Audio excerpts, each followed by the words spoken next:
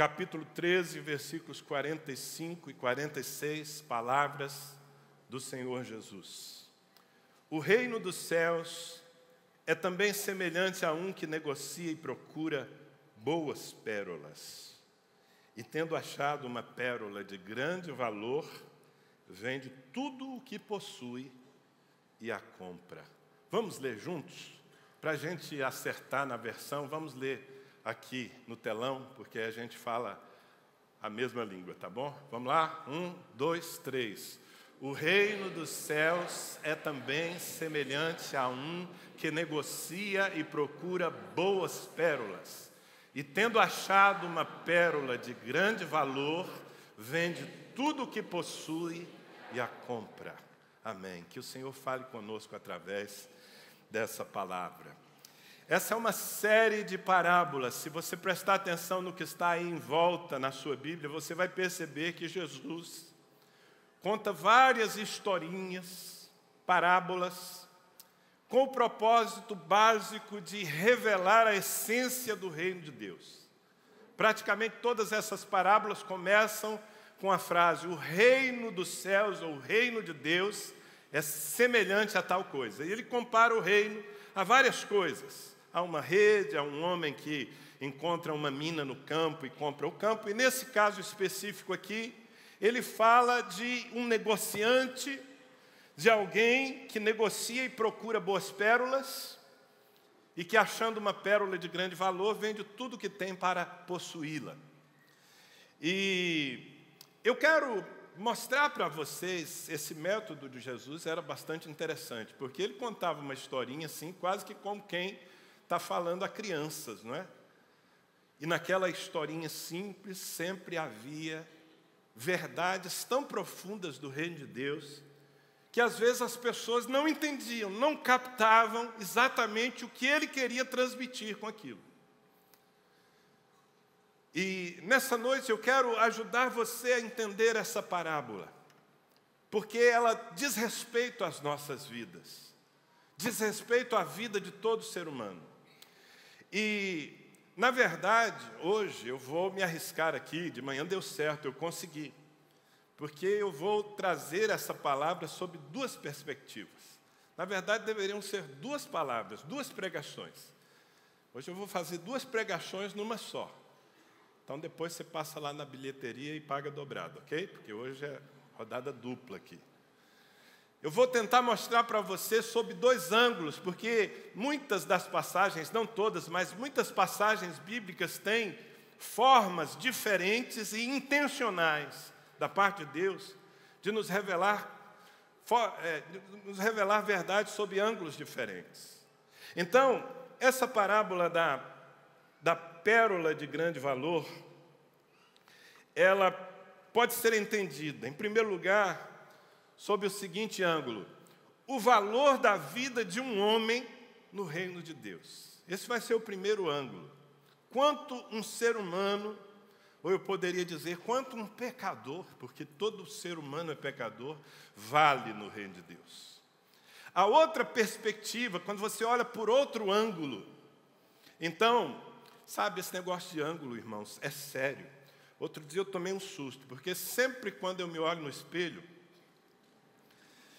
eu me olho assim, de frente, dou uma ajeitada e tal, tá bem. Eu nunca baixo a cabeça, porque se eu baixar a cabeça, eu não consigo me ver. Aí outro dia eu estava me assistindo na televisão, e quando eu baixei a cabeça, eu tive a decepção de perceber que eu estou careca, coisa que é comum para você, você sempre me vê sob esse ângulo, não é verdade? Então, a Bíblia também, dependendo do ângulo que você olha, você vai enxergar coisas diferentes. O outro ângulo dessa parábola, que eu vou falar no final, é o valor do reino de Deus para cada ser humano. Falando assim pode parecer complicado, mas eu acho que no final você vai entender tudo. Então vamos começar por essa primeira perspectiva, que é revelar o amor de Deus pelo homem. E a primeira verdade que Jesus está querendo nos fazer entender, aceitar, é que Deus é um Deus que toma a iniciativa de nos buscar. Deus é apresentado nessa parábola como um que negocia e procura boas pérolas. Esse é o nosso Deus. Ele é alguém que intencionalmente sai à procura do ser humano. Eu sei que para quem já é convertido, já conhece a palavra, eu não estou falando nada de novo. Mas, amados, essa é uma das verdades mais poderosas do universo. Porque Deus, sendo completo em si mesmo, Deus não é carente, Deus não precisa de nós. Às vezes os pregadores, assim, tentando tocar na emoção das pessoas, dizem: Deus estava tristinho lá no céu, e Ele teve que criar você. Não, Deus nunca esteve tristinho, irmãos, porque Deus é perfeito, Deus é completo em si mesmo, mas em sua soberania e em seu amor, Ele nos criou. Eu não sei se você já pensou nisso, mas quando Deus criou o homem, Deus já sabia que o homem iria virar-lhe as costas, porque Deus é presciente, Ele é onisciente, Ele conhece as coisas antes que elas aconteçam. Deus sabia que o homem iria virar as costas para Ele. Deus sabia que para resgatar esse homem do seu pecado, Ele teria que pagar um alto preço. Ainda assim, Ele nos criou, porque Ele nos desejou. Deus desejou você. Deus amou você antes que você existisse. Quando a Bíblia diz que o Cordeiro de Deus foi morto antes da fundação do mundo, é porque no coração do Pai Ele já sabia que Jesus Cristo teria que ser morto um dia para o nosso resgate. Ainda assim Ele nos criou, porque Ele nos desejou. Então, nós estamos falando de um Deus que toma a iniciativa de amar. Ele é apresentado por Jesus. Jesus está falando do Pai, está falando dele mesmo, porque Jesus Cristo é Deus. Ele é apresentado como um que procura boas pérolas. Então, essa verdade é tão tremenda. Às vezes nós classificamos as pessoas, nós avaliamos quem é digno e quem não é, mas o nosso Senhor não. O nosso Senhor não faz distinção entre um ser humano e outro. Ele não criou ninguém para o inferno. Há milhões de pessoas marchando para o inferno, para a perdição eterna, para as trevas eternas. Mas Deus não criou nenhum ser humano para o inferno. Ele desejou, Ele, diz a palavra, amou o mundo de tal maneira que foi capaz de dar o seu Filho. Lucas, capítulo 19, versículo 10 nos diz assim: porque o Filho do Homem veio buscar e salvar o perdido. Ele veio buscar o perdido. E essa expressão todos sabemos que é uma expressão que veste muito bem todos nós. Nós nos perdemos de Deus. Nós andamos pelos nossos próprios caminhos, nós pecamos contra a sua santidade, nós nos rebelamos contra Ele, simplesmente pelo fato de vivermos a nossa vida como se Ele não existisse, como se não tivéssemos sido criados para o louvor da sua glória, e nos perdemos, nos metemos em trevas tremendas. Ele poderia nos esquecer nas nossas trevas, Ele poderia nos esquecer na nossa perdição, mas não fez. Porque, simplesmente, eu não sei te explicar isso, mas Ele nos ama. Eu não estou falando que Ele nos ama a nós que estamos aqui com cara de santos sentados numa igreja. Eu estou falando que Ele ama cada pessoa. Ele ama aqueles que estão fazendo absurdos lá fora. Ele ama aqueles que estão encarcerados porque cometeram crimes. Ele ama aquela mulher que agora, pensando apenas em si mesma, ela está abortando, matando uma criança no seu ventre.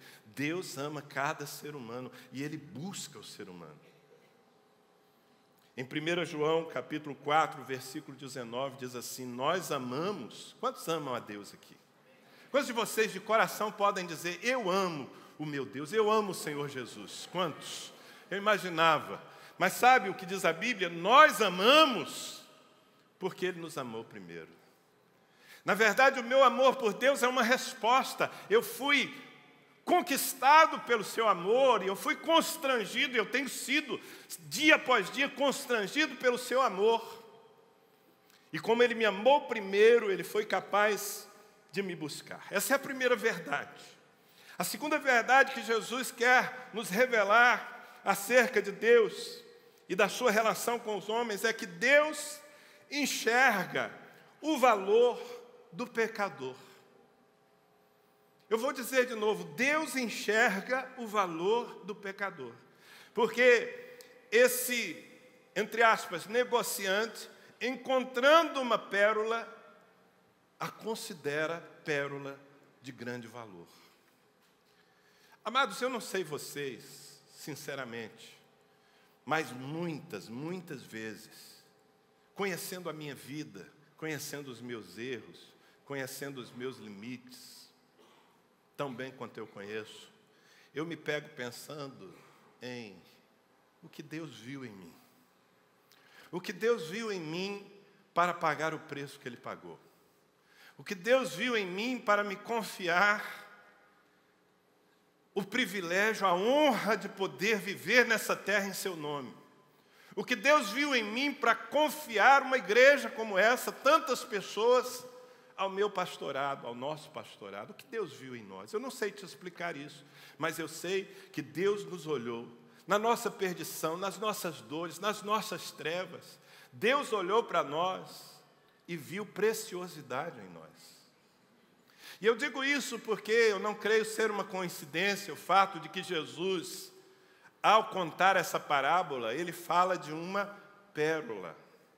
E essa pérola representa, sob essa ótica, cada ser humano. Você sabe como se forma uma pérola? Talvez você já tenha desejado uma pérola, talvez você tenha um colar de pérolas. Se tiver, não precisa falar, porque você vai se tornar alvo. É melhor escondê-lo, porque um colar de pérolas vale muito. Mas você sabe como surge uma pérola? Qual é o processo de formação de uma pérola? Acredito que muitos de vocês saibam. Mas uma pérola nasce de uma dor. Ali tem uma figura, não é? De uma concha. Na verdade, ali só está a concha e a pérola. Mas aquela concha, se estivesse viva, na verdade, aquilo ali é só a casca de um molusco, de uma ostra. Normalmente, ela teria uma carne por dentro, estaria fechada. Uma ostra, esse molusco que vive na profundeza dos mares, está lá, vivendo a sua vida tranquila.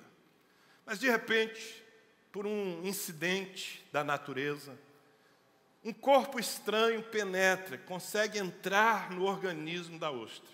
Um grão de areia, ou um parasita. E aquele elemento estranho começa a incomodar, a ferir a carne da ostra. E como um mecanismo de defesa natural, a ostra, para se defender, ela começa a liberar uma substância chamada madrepérola. Já ouviu falar da madrepérola? É basicamente o conteúdo da pérola. Mas a ostra começa a liberar a madrepérola para envolver aquele grão de areia ou aquele parasita que está ferindo a sua carne. E ela vai envolvendo ao longo do tempo, de muitos anos. E perceba que tudo isso acontece num ambiente de profunda escuridão, de profunda solidão e de muita dor. É assim que uma pérola se forma. Quando alguém colhe essa ostra e abre, então lá estão as pérolas. E é preciso então arrancar, cortar a carne da ostra para liberar. Eu estou falando disso aqui, eu sei que boa parte de vocês já sabia disso. Mas quando Jesus usa a expressão, a figura da pérola para nos descrever, para descrever os pecadores, Ele está justamente querendo dizer que o nosso Deus tem essa capacidade de ver o nosso valor, mesmo que a nossa história tenha sido uma história de trevas, de dor, de sofrimento, de rejeição, de solidão, porque a maioria dos seres humanos, de uma forma ou de outra, vem marcados por isso, por decepções, por pecados, por escuridão. Mas o Senhor, olhando para nós com os olhos de amor que Ele tem, Ele consegue ver preciosidade. Preciosidade em alguém que cometeu crimes bárbaros. Preciosidade em alguém que, por seus erros, destruiu a sua família. Preciosidade em alguém que abre a sua boca e diz: eu não creio em Deus, eu não creio em nada. Ainda assim, Deus consegue ver valor no ser humano. Esse é o nosso Deus. E quando nós temos consciência disso, isso muda o nosso coração. Muda o nosso coração porque, em primeiro lugar, deve gerar em nós o quê? Uma gratidão. Porque eu não era precioso, Deus me viu como precioso, Deus estabeleceu o meu valor. Amém, gente? É por isso que Paulo, escrevendo aos Efésios, capítulo 2, versos 4 e 5, ele diz assim: mas Deus, sendo rico em misericórdia, por causa do grande amor com que nos amou, e estando nós mortos em nossos delitos, nos deu vida juntamente com Cristo. Pela graça sois salvos. Deus não me amou quando eu era santo. Aliás, eu nunca fui. De mim mesmo, nunca. Deus me amou, Deus amou você, Deus ama cada ser humano, sendo ele ainda pecador. Deus vê valor em vidas tão distorcidas como as nossas. O mesmo apóstolo Paulo, escrevendo aos Romanos, no capítulo 5, versos 6 a 8, diz assim: porque Cristo, quando nós ainda éramos fracos, morreu a seu tempo pelos ímpios. Dificilmente alguém morreria por um justo, pois poderá ser que pelo bom alguém se anime a morrer. Mas Deus prova o seu próprio amor para conosco, pelo fato de ter Cristo morrido por nós, sendo nós ainda pecadores. Diga: esse é o meu Deus. Ou seja, um Deus que enxerga o valor de um pecador, sendo ele santo, sendo ele perfeito. Amém, gente? Outra coisa que o Senhor quer nos transmitir com essa parábola é que Deus, Ele dá tudo o que tem pelo homem. Porque esse personagem da parábola, ele achando uma pérola de grande valor, ele vende tudo o que possui para ter aquela pérola. E eu acho que você entende essa verdade. Deus desceu dos altos céus. Volto a dizer, Ele era completo. Por uma eternidade, Ele viveu sem nós, poderia viver o restante da eternidade, se é que a eternidade tem resto. Mas esse Deus eterno, perfeito, vendo que nós estávamos perdidos, que tínhamos ido parar nas mãos daquele que nos escravizava, que nos dominava, que se apoderou de nós, eu estou falando do pecado, e assim, de uma maneira indireta, Satanás. Esse Deus resolveu, então, pagar um preço para nos ter. E você sabe o preço que Ele pagou. Não foi um preço barato. Porque Ele se esvaziou, Ele desceu da sua glória, aquilo que eu chamo de vez em quando aqui, de a grande viagem do amor de Deus. Ele deixou os céus, deixou a sua condição de eterno e de ilimitado, e Ele se fez carne. Ele viveu uma vida humana.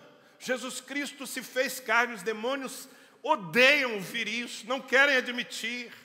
Ele não era um espírito evoluído. Ele se fez carne. Tendo Jesus, tendo começado a plenitude dos tempos, diz a Bíblia que Ele nasceu de mulher. Se fez carne. Viveu entre nós. Morreu por nós. A morte de Jesus foi uma morte cruenta, mas foi muito mais do que a gente pode imaginar. Não foi só o sofrimento da morte em si. Jesus não é um mártir como os outros mártires que há na história, e há mártires para todo gosto, inclusive por causas duvidosas, reprováveis. Mas Jesus não foi simplesmente um mártir. Quando Jesus morreu naquela cruz, Ele estava sendo o pagamento de um preço. Ele estava dando o seu sangue como resgate pelas nossas vidas. E isso revela o seu amor. Não foi apenas a morte física, mas Ele foi separado do Pai. Você já me ouviu, se está aqui nessa igreja há algum tempo, você já me ouviu várias vezes pregar sobre isso, e nós nunca podemos parar de pregar sobre o que significa a cruz de Cristo, porque essa é a mensagem central do Evangelho, é ali que está medido o amor de Deus por nós. Ele foi ao inferno por nós. E por que Ele fez? Porque seria a única maneira dele nos ter. Porque nós havíamos sido dominados, tomados pelo pecado.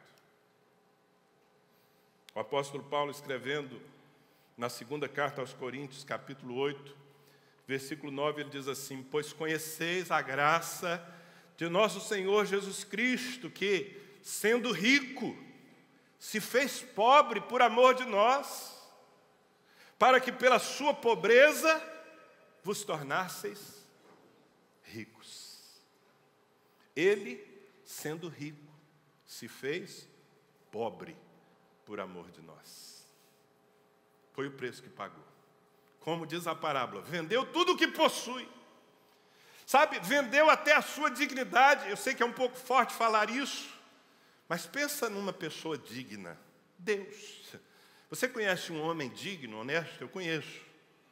Gente assim que é correta na sua vida. Fala, esse é um sujeito digno, honesto. Mas a dignidade humana não se compara à dignidade do Senhor. O Senhor é santo. Esse é o seu caráter eterno. Mas sabe, irmãos, naquela cruz, Ele assumiu o papel de maldito. Naquela cruz, Ele se fez indigno. Os homens cuspiam no seu rosto, porque Ele se colocou na condição do pior dos homens. Ele vendeu a sua dignidade, Ele que deveria ser adorado pela eternidade, o será, porque aquele que morreu, ressuscitou, e Deus o exaltou soberanamente, e lhe deu um nome que está acima de todo nome, para que ao nome de Jesus se dobre todo o joelho dos que estão no céu, na terra e debaixo da terra, e toda língua confesse que Ele é o Senhor. Essa é a verdade, mas por um momento Ele vendeu tudo, e Ele assumiu a vergonha. Que preço! Nenhum ser humano tem o direito de viver ignorando essa verdade. Aliás, todo ser humano precisa ter o privilégio de conhecer essa verdade. E uma vez que a conheça, não tem direito de viver a revelia do que Deus fez, porque o preço que Ele pagou foi alto. Ele deu tudo. Não faz sentido nenhum de nós aqui, por algum problema, por alguma decepção, nós dizermos, não vou servir mais a Deus. Não faz sentido diante dessa revelação. Ele deu tudo por você. Ele deu tudo por aquele vizinho que põe a música assim, no último, naquele sertanejo doído e que passa a noite atrapalhando o seu sono. Ele deu tudo por ele também.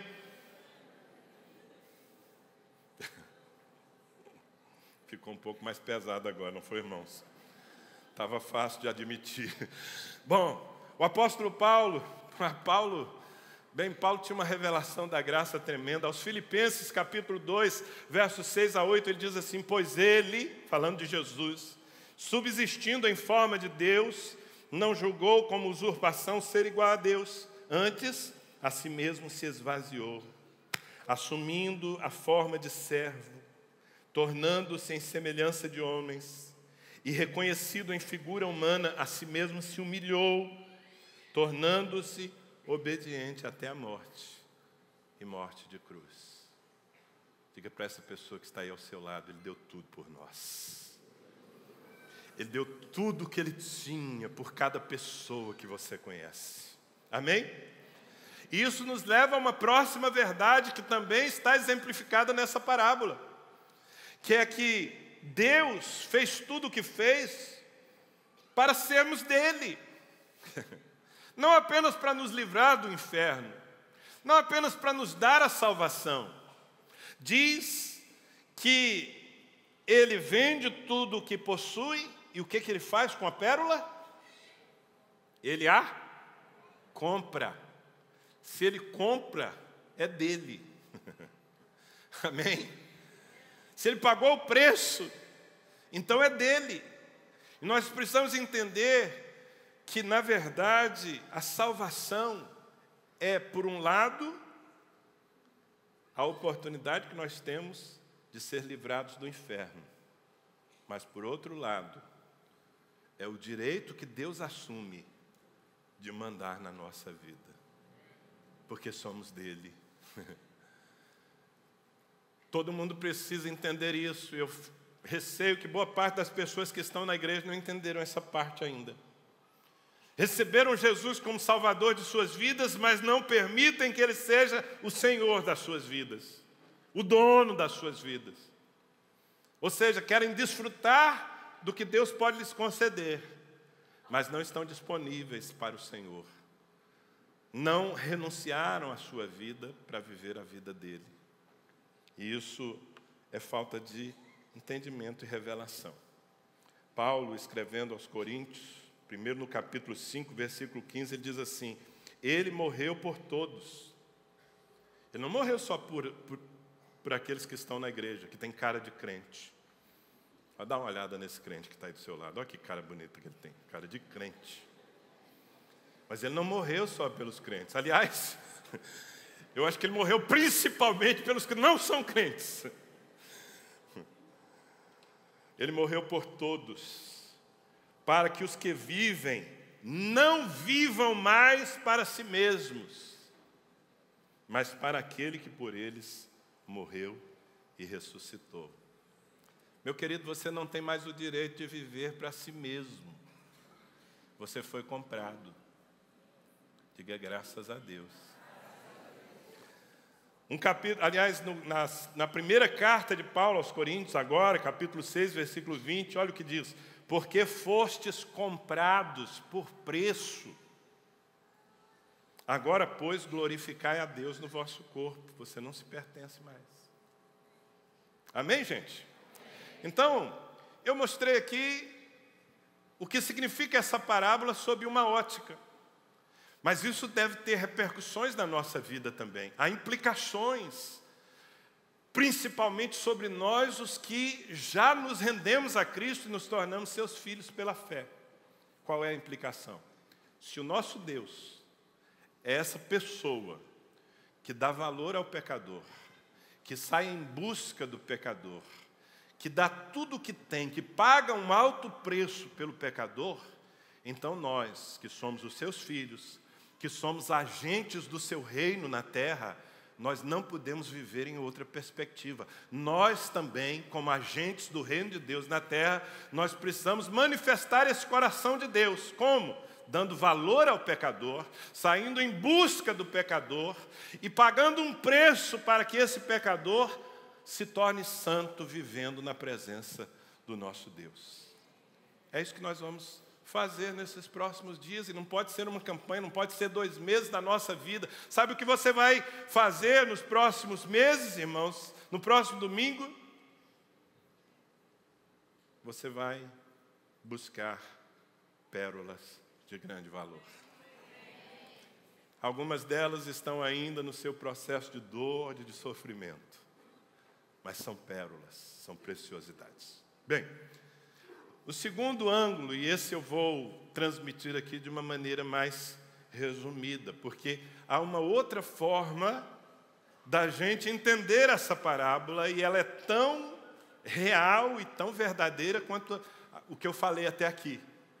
Porque o próximo viés, o viés inverso dessa parábola, nós olhamos para essa parábola a partir do ponto de vista de Deus. Mas o viés inverso é o seguinte: é revelar a necessidade de cada homem pela salvação. Então agora nós vamos mudar os personagens, ou seja, nós vamos entender a partir do ser humano. E aí, a primeira verdade é que todo ser humano vive em busca de alguma coisa. Eu poderia resumir que todo mundo, de uma forma ou de outra, procura paz, procura realização, procura felicidade. O ser humano é também um negociante. O ser humano é alguém que está dando tudo que tem, suando a camisa, para encontrar algo que finalmente lhe diga ao coração, vale a pena viver. E nessa busca desenfreada, nessa busca, eu diria, natural, pela felicidade, pela paz, ele tenta de tudo. E ele é enganado muitas vezes. Ele acha que vai se satisfazer com um grande amor, com um romance, com um casamento, com uma aventura. O outro acha que vai se satisfazer com dinheiro, com coisas, com bens, com conforto. O outro acha que vai se satisfazer com reconhecimento, com aplausos, com fama. E assim os homens estão dando tudo o que têm para conseguir algo que no fim eles só vão encontrar em Deus. A maioria das pessoas está cansada de buscar. Talvez você vá entrar em casas onde as pessoas estão completamente sem expectativas. Elas já se cansaram de buscar, elas já investiram muito em pérolas falsas. Assim é o ser humano. E eu acho que o Salmo 42, versículo 2, expressa o que há na alma de todo homem, de toda mulher.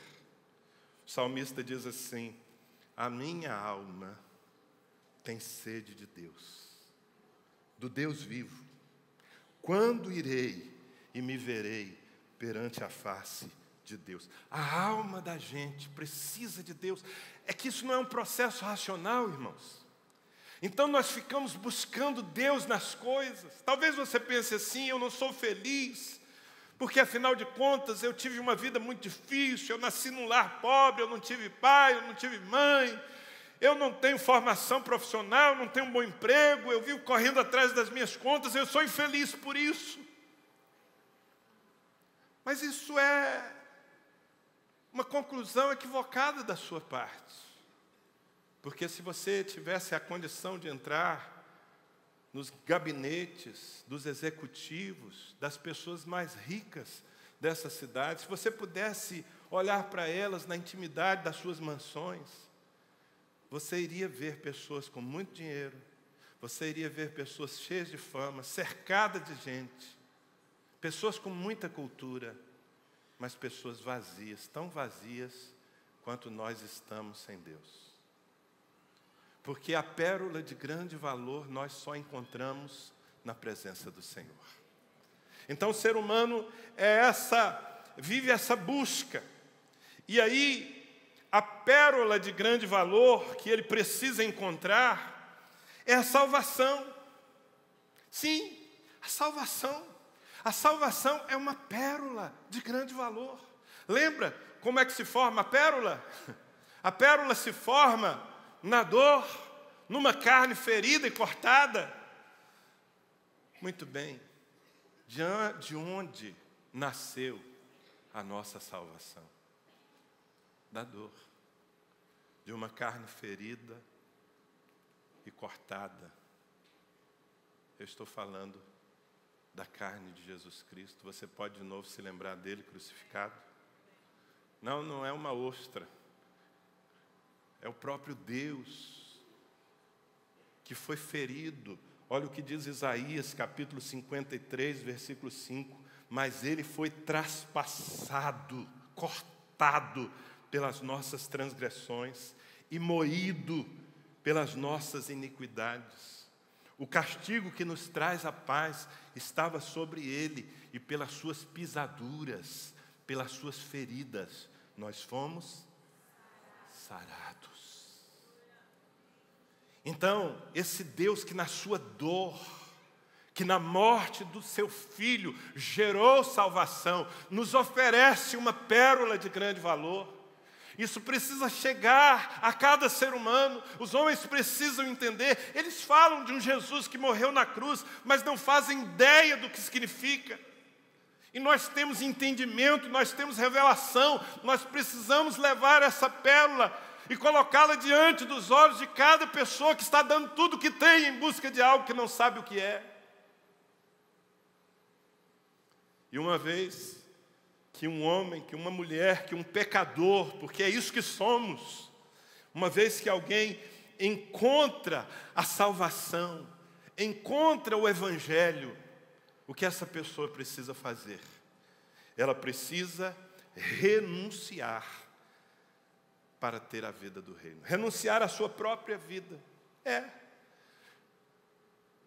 Precisa vender o que tem para poder ficar com a pérola. Como assim, pastor? Jesus Cristo disse certa vez aos seus discípulos, está em Mateus capítulo 16, versículos 24 e 25. Então disse Jesus aos seus discípulos: se alguém quer vir após mim, se alguém quer me seguir, a si mesmo se negue, tome a sua cruz e siga-me. Porquanto quem quiser salvar a sua vida, perdê-la-á. E quem perder a vida por minha causa, achá-la-á. Essa ideia fica mais clara em Lucas capítulo 14. Lucas 14, 33. Assim, pois, todo aquele que dentre vós não renuncia a tudo o que tem, não pode ser meu discípulo. Do que estamos falando? Bem, para ter a salvação, o homem também precisa pagar um preço.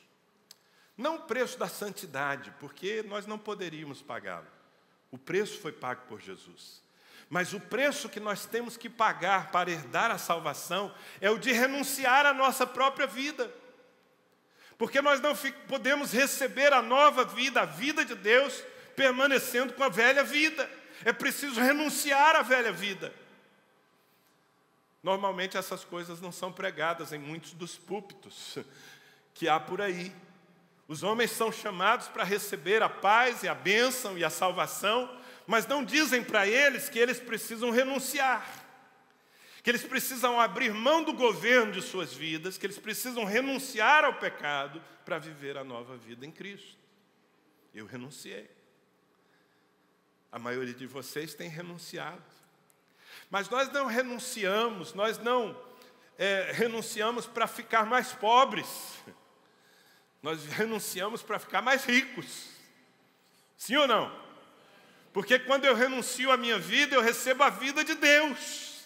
Eu recebo a vida eterna. Eu recebo paz. Quanto se paga pela paz verdadeira? Aquela que está dentro de nós.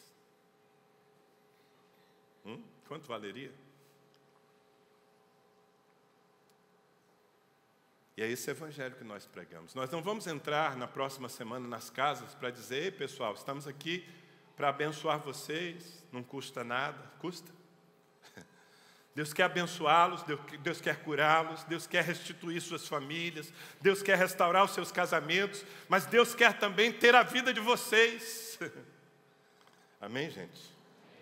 E eu termino mostrando uma última verdade sobre essa ótica, que é aquele que renuncia ao que tem para receber a salvação, para comprar a pérola de grande valor, então ele tem a pérola de grande valor, é dele. Ou seja, uma pessoa que se converte, que é salva, ela tem tudo de Deus.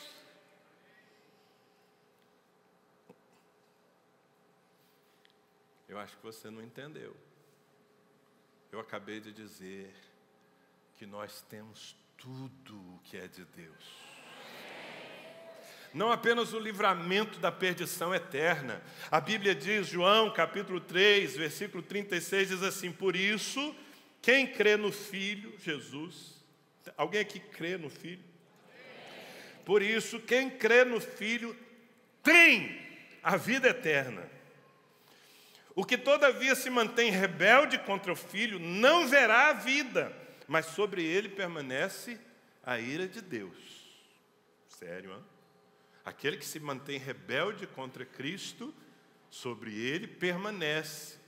Mas aquele que crê em Jesus, esse crer comprometido, então essa pessoa, não é que ela terá, ela tem a vida eterna. Qual é o seu conceito de vida eterna? Talvez alguém diga assim, vida sem fim. Isso é só uma parte da verdade. Porque a vida eterna, a única vida eterna que existe no universo, o único ser que não foi criado, ele simplesmente é eternamente, é Deus. Os anjos foram criados, os homens foram criados. Então, a vida eterna é a vida de Deus. E a vida de Deus agora é sua, se você se converteu a Ele. Amém? Último texto que eu quero ler com vocês, Romanos, capítulo 8, versículo 32. É uma pergunta maravilhosa que o apóstolo Paulo nos faz. Ele diz assim: aquele que não poupou o seu próprio filho, antes por todos nós o entregou, porventura não nos dará graciosamente com ele todas as coisas? Se ele deu o melhor, ele não dará tudo mais que precisamos, irmãos? É por isso que eu digo que quando um homem, um pecador, da história mais horrível que se possa imaginar, quando essa pessoa encontra o Evangelho, quando ela encontra a salvação, e quando ela tem a coragem de renunciar à sua velha vida, para abraçar o que Deus está propondo, a partir desse momento, o reino de Deus se estabelece naquela vida, com todas as virtudes do reino de Deus. No reino de Deus você tem perdão, você tem paz, você tem reconciliação. No reino de Deus você tem saúde, no reino de Deus você tem prosperidade, no reino de Deus você tem autoridade, no reino de Deus você tem família, no reino de Deus você tem pai, no reino de Deus você tem descendência, no reino de Deus você tem uma vida abundante na terra, no reino de Deus você tem vida que não acaba mais, porque viveremos para sempre com o Senhor. É o que diz a palavra, e aqueles que creem podem viver isso agora.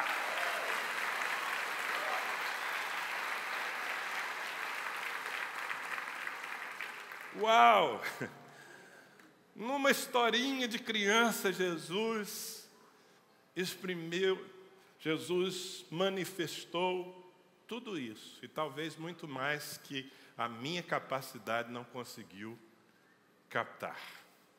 Mas eu acho que o que eu consegui captar dessa parábola, e que eu compartilho com vocês nessa noite, é suficiente para fazer com que aqueles que já servem a Cristo vivam apaixonados por Ele e vivam conscientes desse seu amor pelos seres humanos, pelos piores pecadores, vivam fazendo o que Ele faz, buscando pérolas de grande valor.